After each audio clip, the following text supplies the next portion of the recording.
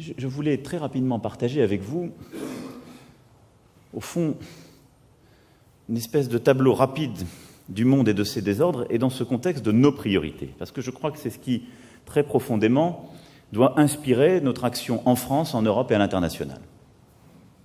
Nous le vivons tous ensemble, ce monde. Et vous le connaissez mieux que moi, mais l'ordre international est bousculé de manière inédite. Mais surtout avec, si je puis dire, un grand bouleversement qui se fait sans doute pour la première fois dans notre histoire, à peu près dans tous les domaines, avec une magnitude profondément historique. C'est d'abord une transformation, une recomposition géopolitique et stratégique. Nous sommes sans doute en train de vivre la fin de l'hégémonie occidentale sur le monde. Nous nous étions habitués à un ordre international qui, depuis le XVIIIe siècle, reposait sur une hégémonie occidentale. Vraisemblablement française au XVIIIe siècle, par l'inspiration des Lumières, sans doute britannique au XIXe grâce à la révolution industrielle, et raisonnablement américain au XXe, grâce aux deux grands conflits et à la domination économique et politique de cette puissance. Les choses changent. Et elles sont profondément bousculées par les erreurs des Occidentaux,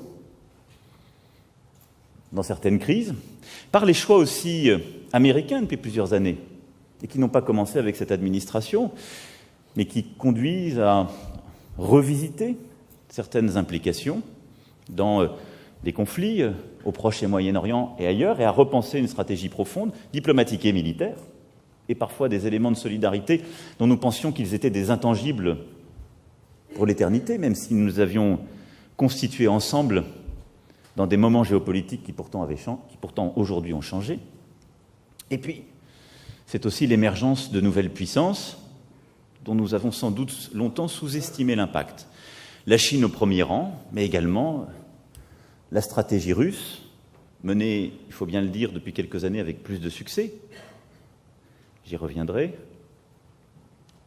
L'Inde qui émerge, ces nouvelles économies qui deviennent aussi des puissances pas seulement économiques mais politiques et qui se pensent, comme certains ont pu l'écrire, comme de véritables États-civilisations et qui viennent non seulement bousculer notre ordre international, qui viennent peser dans l'ordre économique, mais qui viennent aussi repenser l'ordre politique et l'imaginaire politique qui va avec beaucoup de force et beaucoup plus d'inspiration que nous n'en avons.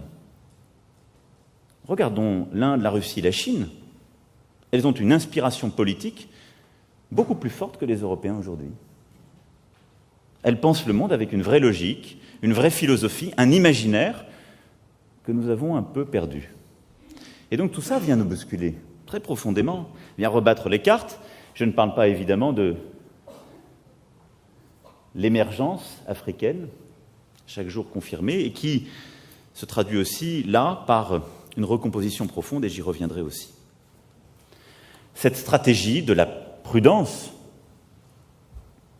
ou de la poursuite des habitudes, parce qu'on peut d'ailleurs suivre cette voie sans considérer qu'on est prudent, si on continue à faire comme avant, pour le dire autrement, qu'on soit d'ailleurs une entreprise, un diplomate, un ministre, un président de la République, un militaire, tous ici dans cette salle, si on continue à faire comme avant,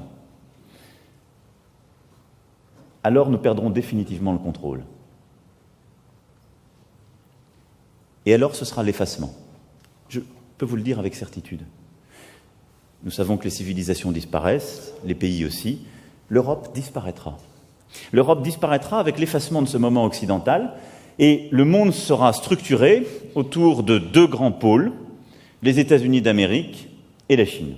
Et nous aurons le choix entre des dominations, nous pourrons faire semblant de l'oublier, on peut le faire très bien, on l'a déjà très longtemps fait sur beaucoup de sujets. On expliquera que nous sommes souverains, on se battra pour maintenir les emplois dans notre pays en faisant des compromis bancals avec des groupes sur lesquels nous ne pouvons plus rien. On essaiera d'avoir des politiques environnementales dans notre pays ou sur notre continent, mais ce sera déjà trop tard puisque nous n'en aurons plus la maîtrise. Et les choses fileront. C'est la ligne de plus grande pente. C'est la ligne de plus grande pente. Il y a une autre stratégie, celle de l'adaptation. consiste à dire il faut, au fond, courir plus vite face à ce monde qui bouge. Donc on va essayer de faire quelque chose sur l'écologie vaguement, mais on doit s'adapter à cet ordre qui va plus vite, faire des réformes pour rattraper les autres simplement, en essayant de ne pas vraiment changer, de ne pas vraiment peser. C'est un scénario intermédiaire qui, assez rapidement à mes yeux, nous conduira au même résultat. Je pense même qu'il nous conduira au même résultat avec pour conséquence une réaction profonde, un rejet de notre population, parce que nous ne sommes pas un pays qui aime s'adapter. Nous avons parfois même le défaut de vouloir changer le monde pour ne pas nous adapter, et nous n'aimons pas nous adapter. Je crois que la vocation de la France est ce qui correspond à la nécessité du temps présent. C'est d'essayer de peser dans cet ordre du monde avec les cartes qui sont les nôtres pour ne pas céder à quelque fatalité que ce soit, mais tenter de bâtir un ordre nouveau, dans lequel non seulement nous aurions notre place, mais nos valeurs, nos intérêts, au fond, pourraient l'avoir. Et donc, je ne crois qu'à une chose, c'est la stratégie de l'audace, de la prise de risque. Ce qui veut dire que tout ce que nous sommes en train de faire et tout ce que nous ferons ne réussira peut-être pas. Et il y aura beaucoup de commentateurs pour dire que ça ne réussit pas à certains moments. Ceci n'est pas grave. Ce qui est aujourd'hui mortel, c'est de ne pas essayer, compte tenu de tout ce que je viens de dire.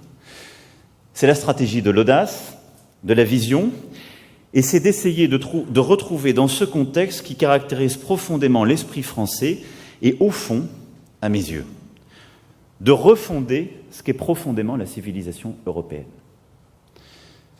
Je crois que c'est ça ce qui doit être notre objectif, dans notre pays, dans notre stratégie européenne et au niveau international. L'esprit français, c'est un esprit de résistance et une vocation à l'universel. Un esprit de résistance, ça veut dire c'est ne pas céder à la fatalité ni à l'adaptation des choses et aux habitudes. Ça veut dire de considérer que quand les choses sont injustes, on peut parce qu'on se donne les moyens de le faire, et donc qu'on se donne les moyens d'être plus fort, qu'on fait les réformes pour le faire, qu'on se redonne du muscle économique, productif. On arrive à faire bouger les choses, mais on ne cède pas à l'ordre ambiant, pour des bonnes raisons. Et qu'on arrive à retrouver ce que sont nos valeurs profondes. Et je crois que ce qui a toujours caractérisé l'Europe, ce qui est le fil rouge de notre vocation, c'est un véritable humanisme. Et je le dis parce que ça n'est plus une évidence. Et si nous allons dans le sens de plus grandes pentes, et si nous continuons à voir le monde tel qu'il va et que je décrivais, cet humanisme européen disparaîtra. Les États-Unis d'Amérique sont dans le camp occidental, mais ils ne portent pas le même humanisme. Leur sensibilité aux questions climatiques, à l'égalité, aux équilibres sociaux qui sont les nôtres, n'existe pas de la même manière. Il y a un primat de la liberté qui caractérise d'ailleurs la civilisation américaine très profondément et qui explique aussi nos différences, même si nous sommes profondément alliés. Et la civilisation chinoise n'a pas non plus les mêmes préférences collectives, pour parler pudiquement, ni les mêmes valeurs. Nous sommes le seul espace géographique qui a mis l'homme avec un grand H au cœur de son projet, à la Renaissance, au moment des Lumières, et à chaque fois que nous avons eu à nous réinventer.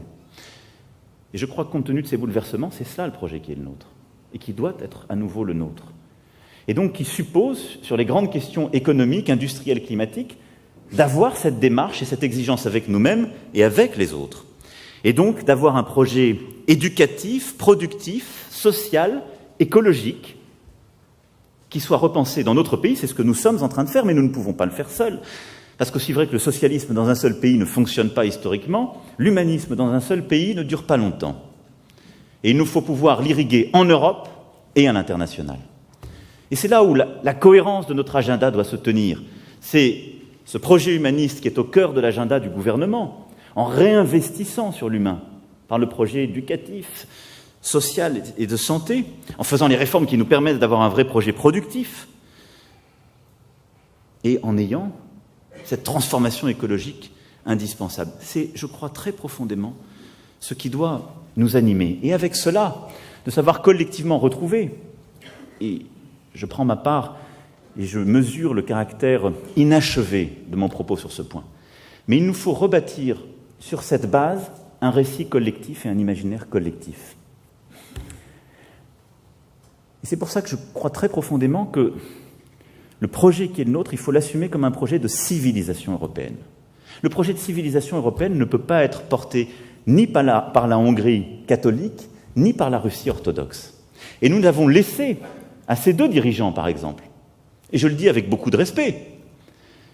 Allez écouter des discours en Hongrie ou en Russie, ce sont des projets qui ont leurs différences, mais ils portent une vitalité culturelle et civilisationnelle, pour ma part, que je considère comme erronée, mais qui est inspirante. Et donc il nous faut trouver, à travers ce projet européen, qui est, je le crois, très profondément aussi un projet français, une force d'inspiration pour notre peuple.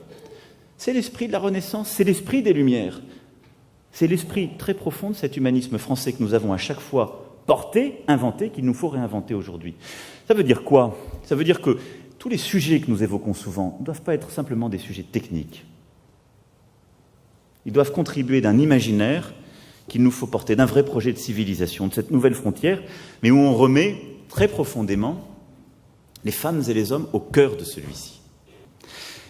Mais défendre cette civilisation européenne, avoir cet objectif de porter cela chez nous et dans le monde, suppose aussi, dans notre action diplomatique très profonde, d'avoir une ambition éducative, climatique, démocratique, de pouvoir repenser très profondément les équilibres de l'économie de marché, comme nous avons commencé à le faire, et d'avoir un agenda culturel qui constitue aussi le cœur de cette ambition et de cet esprit. Nous avons en effet, avec la rive sud de la Méditerranée, des liens historiques, civilisationnels, culturels très profonds. Et l'Europe ne peut pas réussir, et la France au premier chef, si nous ne repensons pas et revisitons pas ces liens. On ne parle plus aujourd'hui de la Méditerranée qu'à travers le sujet des migrations, ce scandale humanitaire que j'évoquais, ou les sujets de protection sur lesquels nous devons nous organiser. Et là aussi, c'est le risque d'un affaiblissement géopolitique et domestique. Car quand on parle de la rive sud de la Méditerranée comme de l'Afrique, on parle aussi de fait de la France. J'ai été amené à le redire lors des commémorations du mois d'août. La France a une part africaine en elle parce que des combattants de ce continent ont sauvé notre pays et notre liberté.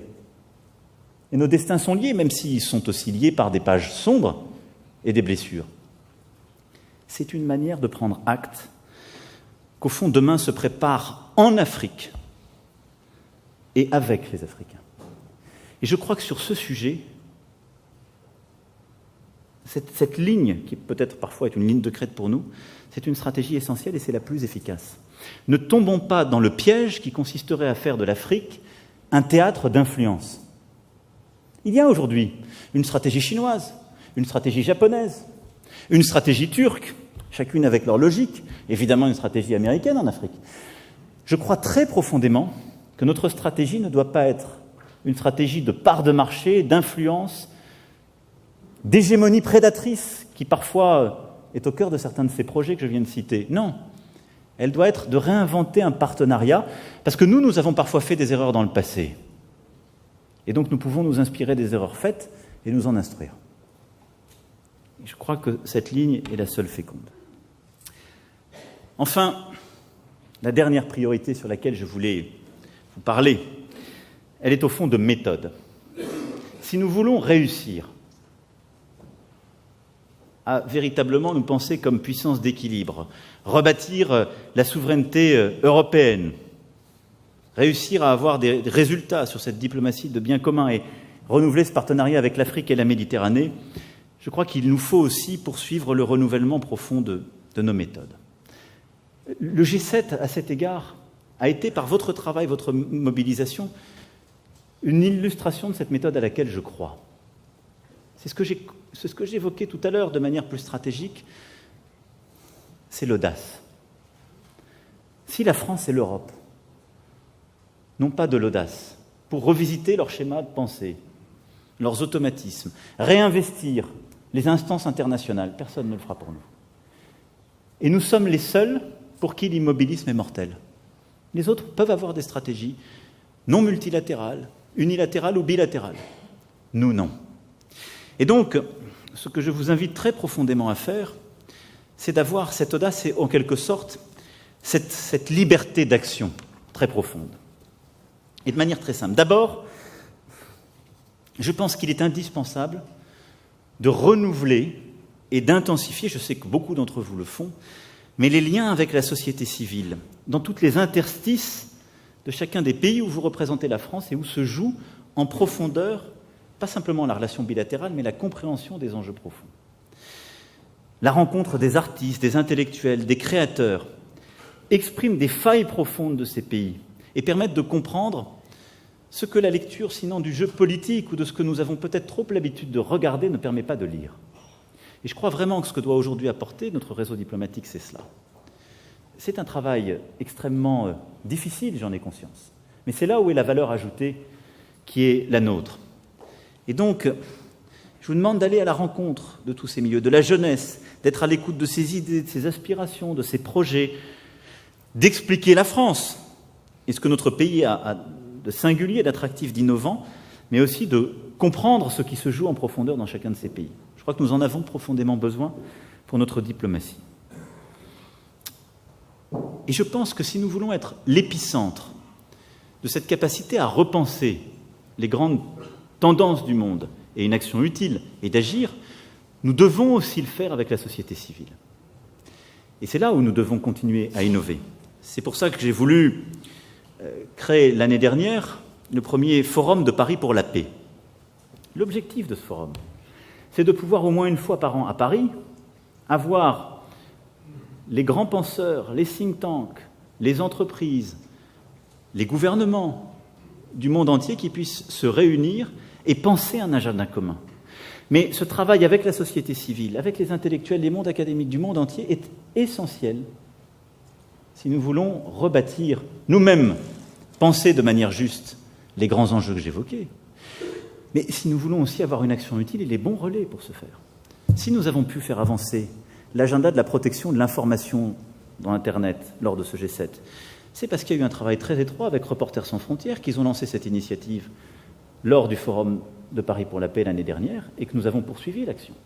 Et donc, on sème ainsi des graines, on a des idées que nous n'aurions pas nous-mêmes et on tire les fils.